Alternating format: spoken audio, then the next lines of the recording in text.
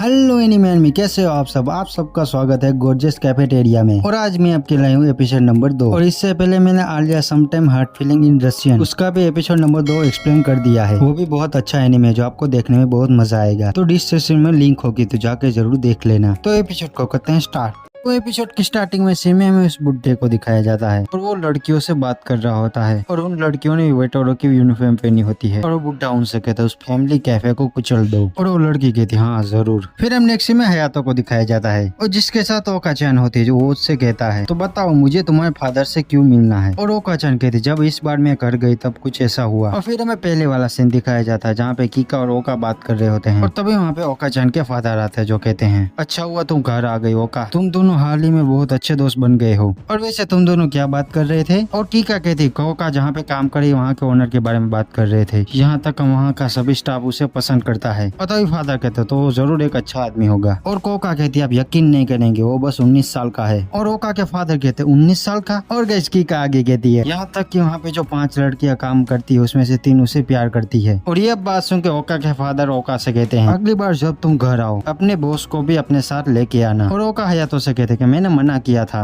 पर फिर भी कल रात को मेरे डैड का कॉल आया था। और हयातो कहता मैं समझ गया, वो अपनी बेटी को मुझ जैसे लड़के को भरोसे छोड़ने को लिए परेशान है। और ये से भी ये सच है अगर तुमने जॉब छोड़ दी तो हमें क्या करूंगा। और ओका-चान कहती पहले से इस बात को लेके परेशान हो जाओ। फिर हम नेक्स्ट में ओका के डैड को दिखाया जाता जो कहते हैं मैंने तुम्हारे बारे में काफी कुछ सुना है। पहले वाला सीन दिखाया जाता जहाँ कीका का डैड कीका से कह रहे होते हैं ओका और उसके बॉस के बीच क्या चल रहा है। और कीका कहते हैं जाहिर है वो दोनों डेटिंग कर रहे हैं। और ये बात सुन के उनके होश उड़ जाते हैं। और कीका आगे कहती है कोका ने अपने कोवर्कर से ये कहा था, उसने अपने बॉयफ्रेंड से दूर रहने को उन सभी से कहा। और ये बात सुनकर जल्दी से बाथरूम के अंदर ही आ जाते हैं। और वो हयातो से कहते हैं तुम और ओका कब से एक साथ हो। और हयातो कहता है लगभग 7 महीनों से। और ओका के फादर आगे कहते तुम्हारे फ्यूचर को लेके क्या प्लान है, अगर ये तुम सब कुछ आधे अधूरे से मन से कर रहे हो। और उसके फादर होने के नाते उसकी मुझे चिंता है। और हयातो कहता आगे क्या करना है इसका नतीजा मैं पहले साल के आधार पर करूंगा। मुझे लगता है ओका-चान को ऐसी व्यवस्था में रहने के लिए मजबूर करना गलत होगा और जो काम भी नहीं करेगा। और ओका के फादर कहते ये तुम्हारे लिए ठीक हो सकता है पर ओका का किया अगर ये काम नहीं करेगा तो तुम उसे बाहर निकाल दोगे। तुम जानते हो ना मेरी बेटी तुम्हारी पर्सनल जागीर नहीं है। और हयातो कहता है मैं भी आपकी तरह ओका को परिवार मानता हूँ। और ये बात सुन के ओका के होश उड़ जाते हैं। और हयातो कहते मैंने कहा ना मैं इसे 1 साल दूंगा लेकिन मैं उसे बेहतर तरीके से चलाने की पूरी कोशिश करूंगा। और गाइस यहाँ पे हयातो कैफेटेरिया के बारे में बात कर रहा होता है और ओका के फादर को ये लग रहा होता है कि वो दोनों अपने रिलेशन के लिए बात कर रहे हैं। और हयातो आगे कुछ ऐसा कुछ कहता है तो प्लीज सर आप मुझे अपनी बेटी सौंप सकते हैं। और ये बात सुन के उनके होश उड़ जाते हैं और वो मन में कुछ और ही सोचने लगते हैं। परिवार मतलब क्या वो पहले से ही शादी करने के बारे में सोच रहे हैं। और ये सब कुछ सोच के वो जल्दी से खड़े हो जाते हैं मगर वो जल्दी से अपने आप को संभाल लेते हैं। और तभी ओका कहती है आपके हयातो को चिंता करने की जरूरत नहीं है, हम दोनों कभी कभार बहस करते हैं लेकिन वो अपने काम बहुत सीरियस करता है और उसकी यही बात मुझे पसंद है। और इन सभी की बात कीका सुन रही होती जो कह रही होती है उसने ये छुपाने की कोशिश की लेकिन वो सच में हयातो को पसंद करती है। और तभी वहाँ पे ग्रैंड माँ आती है जो कीका से कहती क्या हुआ। और कीका अपने ग्रैंड माँ से कहती है दरअसल ओका जिस कैफे में काम करती है वहाँ का ओनर यहाँ पे आया है। और ओका का डैड आगे हयातो से कहते हैं तुम क्या करोगे अगर कैफे कामयाब नहीं हुआ तो। वो हयातो कहते जैसे मैंने कहा मैं उसके पूरी कोशिश करूंगा। लेकिन तभी ओका-चान के फादर कहते हैं मैंने कहा अगर ये किसी तरह काम ना करे। वो हयातो अगर ऐसी बात है तो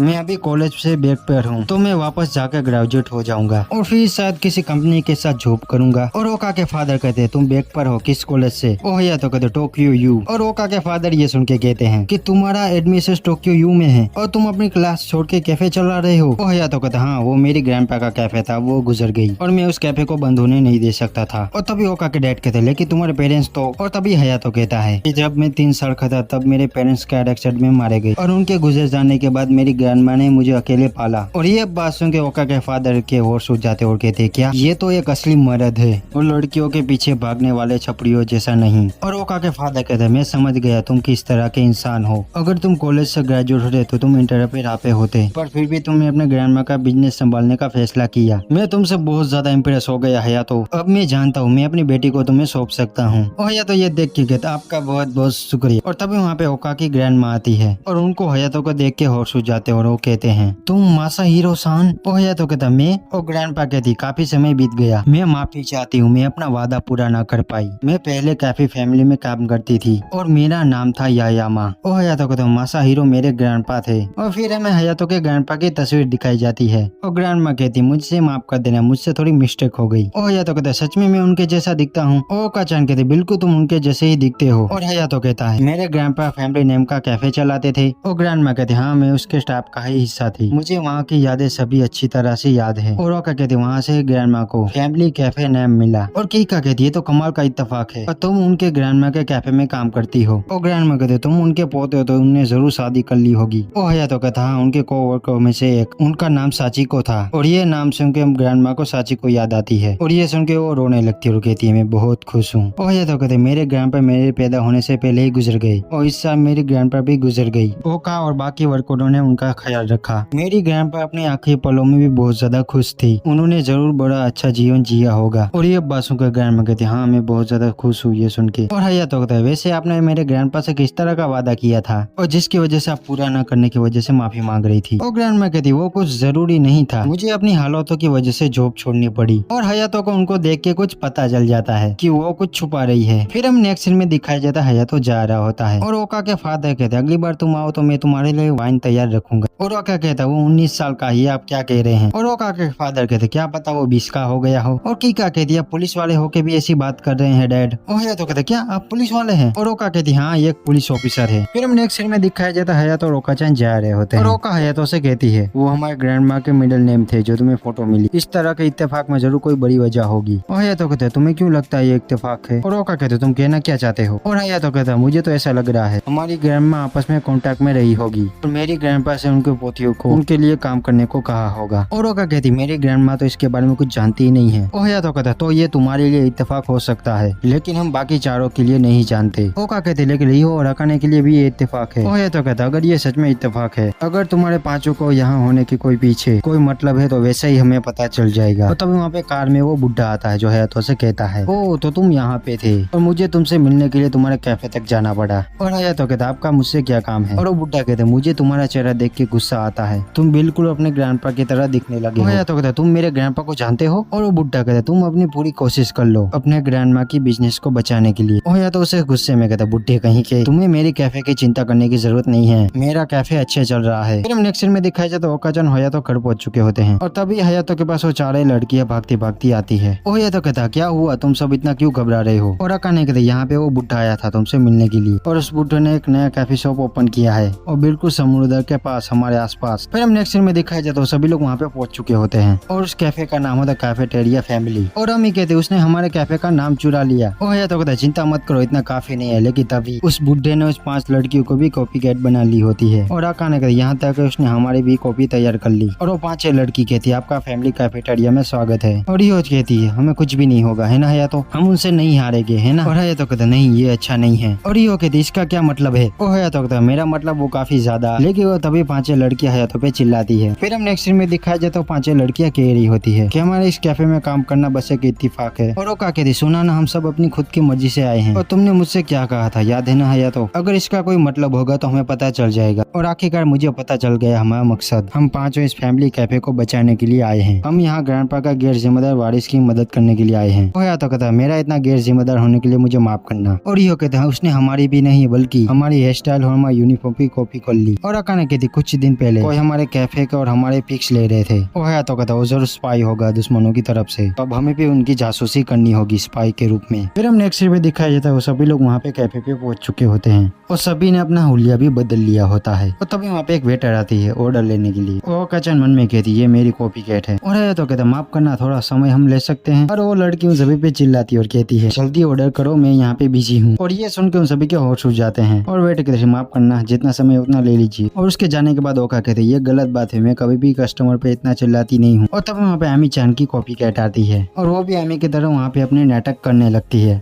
और ये सब कुछ देख के आमी के होश उड़ जाते हैं और अकाने-चान उसे मारने के लिए खड़ी हो जाती है, लेकिन तभी अकाने उसे रोक देती है और कहती शांत हो जाओ। लेकिन तभी वहाँ पे एक और वेटर आती है और आमी-चान कहती ये अकाने-चान की कॉपी कैट है। और वो वेटर कहती ये मेरी कॉपी है जरा पीजिए आप। और ये सब कुछ देख के अकाने-चान गुस्से में आ जाती है और कहती है तूने मुझे क्या समझ रखा है, लेकिन हमें उससे भी कहती शांत हो जाओ। और तभी कीकू एक वेटर से कहती है कि इस कैफे में कुकिंग कौन करता है। और वो वेटर नाटक करने लगती कि मैं नहीं जानती यहाँ पे कुकिंग कौन करता है, है और कीकू कहती है ये मेरी कॉपी कैट है और यूकी को चांस से कहती है रुक जाओ, तुम ऐसी बर्ताव नहीं करती हो। कि तभी वहाँ पे एक और वेटर आती है जो अमी से कहती है तुम्हारा स्वागत है अमी सेम्पाई फैमिलिया कैफेटेरिया में। फिर हम नेक्स्ट में दिखाया जाता है सभी लोग जा रहे होते और सभी उदास होते हैं और यो कहते वो लड़की मुझे जानती थी, वो एक आइडियल है जो टीवी पर दिखती थी। और वो क्या कहते हैं उनके कॉस्ट्यूम मेरे कॉस्ट्यूम से अलग है, उनके अच्छे मटेरियल से बनाए गए हैं और अब मुझे जलन हो रही है। वो कहना चाह कहते कॉफी भी अच्छी बीन से बनाई गई थी जो हमारे लिए सर्व करने के लिए बहुत महंगा होगा। और कीकू कहते उनका फूड भी अच्छा था, मेनू में सबके लिए कुछ न कुछ था, बड़ों से लेके छोटे बच्चों तक। मैं कभी भी इतनी डिशेस अकेले नहीं बना पाऊंगी। और वो पांचों लड़कियां पूरी तरह निराश हो चुकी होती है और हया तो उनको देख के कहता है दुश्मन पे जासूसी करने का प्लान में हमारा ही नुकसान हो गया। वो पांचों पूरी तरह से टूट चुकी है और सबसे बड़ी बात है उनका कैफे हमारे कैफे से 3 गुना बड़ा है और यहाँ तक कि उनके पास उनका पार्किंग भी है। शायद ग्रैंडमा इसके बारे में जानती थी